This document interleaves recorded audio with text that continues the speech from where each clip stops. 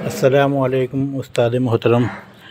जनाब, मैंने जो है ये 250 ग्राम मूंगफली आपने बताई थी और 10 ग्राम ये आपने बताया था शंख, लेकिन मैंने इसको जो है एक टुकड़ा 12 ग्राम का लिया और उसको जो है हमने आपने बताया था 1 मन की आंच, लेकिन अपने पास इंतज़ाम नहीं था तो इसलिए मैंने इसको एक तंदूर रोटी बनाने वाले तंदूर पे जो है इसको रख दिया अंदर, और खूब तेज़ 8 घंटे जो है रोटी पकती गई और इसमें आग लगती गई और ये जो है इसमें राख निकली और ये जो मेरा शंख रखा था वो ऐसा निकला।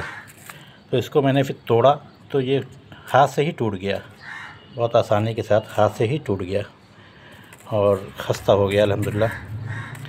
तो ये माशाल्लाह जो है मेरा शंख वाला कुश्ता तैयार हो गया। ये मैंने इसमें रखा था।